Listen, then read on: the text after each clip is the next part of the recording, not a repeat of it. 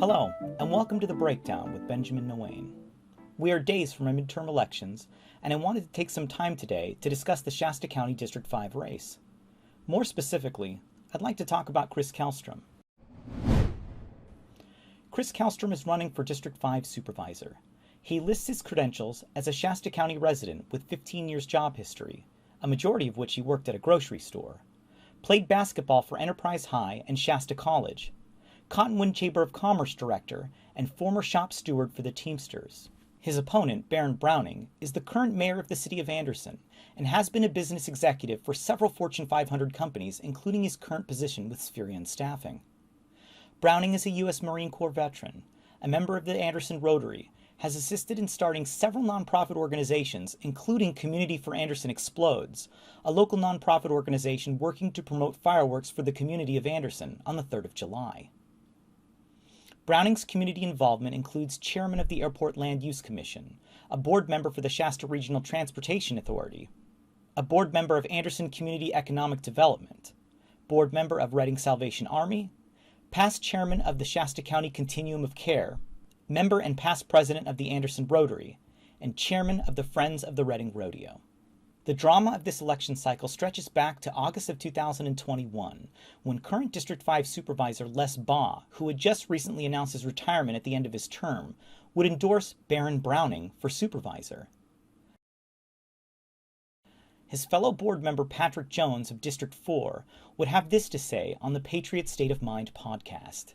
And I had a quote in the paper today asking if I was going to get behind Baron, and I said I was not.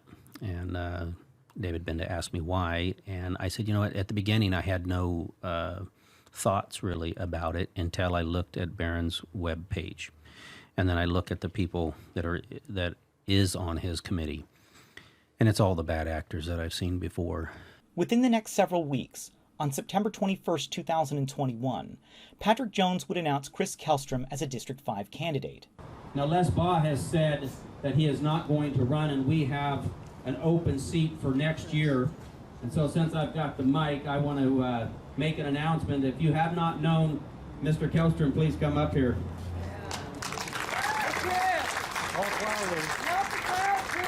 So Chris Kelstrom from Cottonwood, California, he's going to be your next Supervisor, District 5 for Shasta County. Thank you. Thanks, man, I think. But anyways, I wasn't prepared at all to come up here. But yeah, I've known this guy for quite a while, and all I can tell you is I'm following his lead. So he will have help. If I get on the board, he will have help. I find it concerning that all he had to say is that Patrick would have help. He should be committing himself to the needs of his district, which would be District 5, not another supervisor. Prior to this, on the Patriot State of Mind podcast last year, Kelstrom signaled that he would run for the District 5 seat, stating his long history with Patrick Jones. Like I say, I'm going to throw my hat in the ring. We've got one supervisor up there now that's doing the right thing. Yeah. Him and I have gone to school together since 2nd grade, so we know each other. Sure. On this same podcast, Kelstrom was critical of Supervisor Les Baugh. So, Chris, what district are you in? I'm in Cottonwood, so I'm in District 5. Okay. So he's not up for recall. Yeah. Personally, I kind of think sometimes he should have been, but yeah. But he's doing the right things now. So, it's those that haven't been paying attention for the last 14 years, it's like, well, he's doing the right thing now. So, sure. Whatever. Sure. But This is especially important because it would appear Supervisor Les Baugh, just 1 month before the November 8th election, would rescind his endorsement of Browning and endorse Kelstrom via a Facebook post. Next, I'd like to look at Kelstrom's campaign finances. In looking at his campaign activities, several things strike me. Firstly, Kelstrom's childhood acquaintance, the District 4 Supervisor Patrick Jones, donates an accumulated $530 over the course of Kelstrom's campaign. By itself, this wouldn't raise suspicions, but Kelstroms Campaign has spent nearly $15,000 to Jones Fort for the purpose of procuring items for fundraisers. Could this be considered a straw donor scheme? Could Kelstrom be reimbursing Jones for contributing to his campaign? Straw donor schemes can also include contributions from prohibited sources, like coordinations between PACs for personal or unauthorized use. Coordination is another important distinction I'd like to make in regards to Kelstroms Campaign. The biggest indirect contributor has been the Water Users Committee, spending thousands of dollars on ad mailers like these. The Water Users Committee treasurer is Linda Kent, the same treasurer for the Shasta General Purpose Committee, which was the main PAC behind the effort for former District 2 Supervisor Leonard Mody's recall. This is important because the Water Users Committee sent $5,800 to the Shasta General Purpose Committee for the purpose of, quote, support for local political issues. This isn't the first time I've reported on the Kent's political activities. Last year, in a speech at the Shasta County Board of Supervisors meeting, Linda's brother Mark Kent explains how different entities can be controlled by the same people. You can sit there all day and say that it's two separate entities. I understand entities more than you probably do because I put together entities every day in my business. So you can have 10 separate entities with 10 separate different ID numbers all controlled by the same people. So that's bullshit.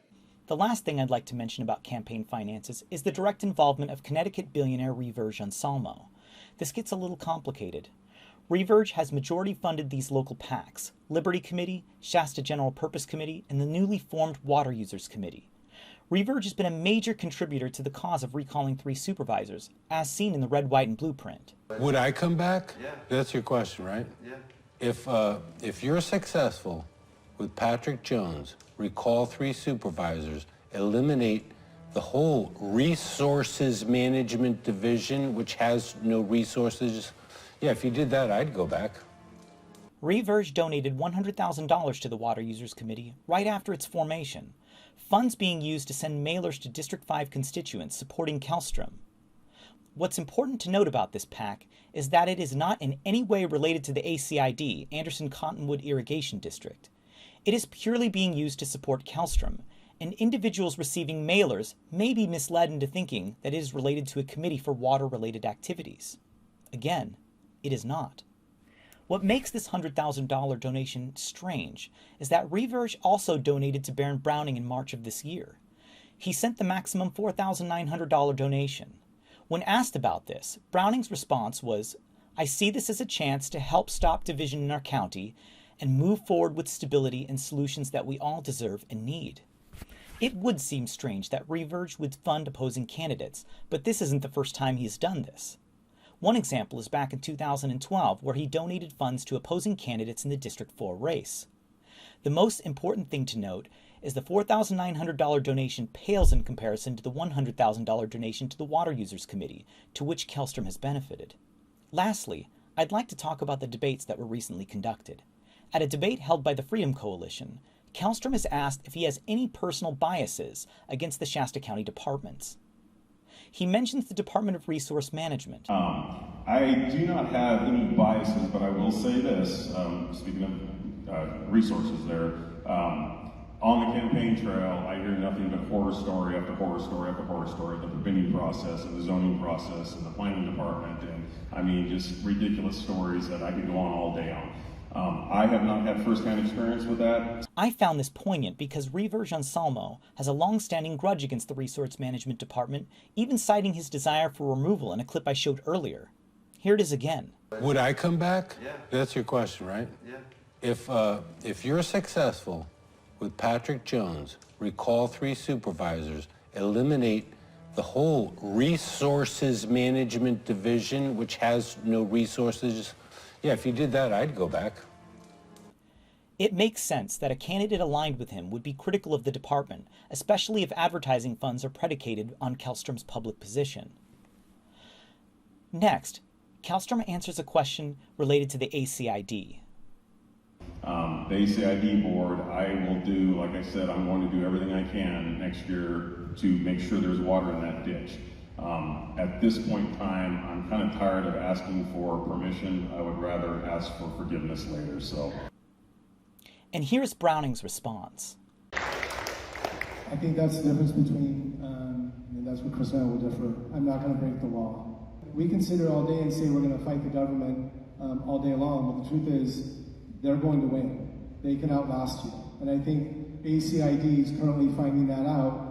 As bad as we want those things, but if we're having good conversations with DWR, they can have a better understanding of the devastation that they caused, and maybe we won't have to go through that. We can figure out how much water needs to go through that ditch to not only replenish all of those wells, but get some to the farmers, the land users, and the users of those water districts. This isn't the only time Kelstrom has alluded to illegal activity relating to the ACID. Here are some of Kelstrom's comments from a recent rally. A whole bunch of things happened. A whole bunch of people were breaking the rules, and we were all trying to follow the rules, and we ended up getting no water. So I'm kind of tired of following the rules, playing a game that everybody else is not playing by the rules. So I'm more in the mood now to do something and ask for forgiveness rather than ask for permission beforehand. So next year there's going to be water in that canal. Speaking of illegal activity, Kelstrom made this statement relating to the Second Amendment. I'm okay with concealed carry. I had a concealed carry permit. Don't have one anymore because, quite frankly, it just seemed to me that it turned my right into a privilege, and I don't want to ask the government's permission to do what is my right. I find it concerning that a candidate for the District 5 seat is openly admitting to illegally carrying a firearm. It is the job of a supervisor to meet their constituents' needs within the confines of the law, not to mention that openly operating against the law as a sitting supervisor could open the county to a multitude of lawsuits. Another subject I wanted to discuss was a comment that Kelstrom made at the Women League of Voters Forum in regards to election security. The mail-in balloting, I think he said they mail them to every person in California. I would beg to differ. I think they mail them to even more than every person in California. Dead, live, past residents, whatever. These drop boxes I also think are an issue. They're unmanned drop boxes. I'm not sure what we need those for. I also think ballot harvesting, but again, that's a state law. There's not a lot you can do about it as a supervisor. But I think all these things kind of open up our elections to where, some people are feeling that their vote doesn't count or their vote doesn't count as much as it once did or whatever. So his comments regarding election fraud are not surprising, but I found Kelstrom's comments regarding his opposition to ballot harvesting interesting because he says the exact opposite at a recent rally. You can go ahead and register over there. Sally will register you up. So what we're going to do this year, what we want to do is what the other side or the powers that be have been doing for years now. We're going to get out the vote. We're going to go, if somebody can't get their ballot down to the polls, we'll take it to them. It's called ballot harvesting, and it's legal now in California. We've never done it before, but I think it's time we start playing by the rules that have been laid out there for us. Lastly, I'd like to bring up the subject of the county jail. This was Kelstrom's comments. Well, so the new facility, the 256-bed facility, it's all electronic, doors. You man it from a station with cameras. Obviously, if there's a problem, you have people that you can call in to fix the problem.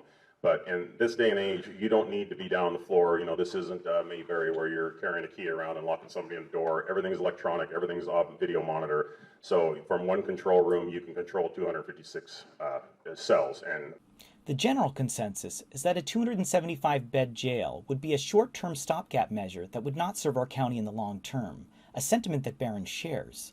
I absolutely disagree with the 256-person jail, the one next to the courthouse. I absolutely think that we need a new state-of-the-art jail, and for a variety of reasons. One, you use somewhere between 20 and 30% less personnel the way jails are built today with the electronics they have. And so there's that piece of that. And then the other is that you have mental health and drug rehabilitation right at the jail. And so those things is where you're actually sending them there, and if they don't comply, then they go right back to jail. Versus right now we outsource those things, which is they're just, when they're done, they just walk away. And so that's not okay either. If you're watching this before November 8th, it is mere days before the election. Please make sure you vote if you'd like to participate in the future of our county. And that's the breakdown.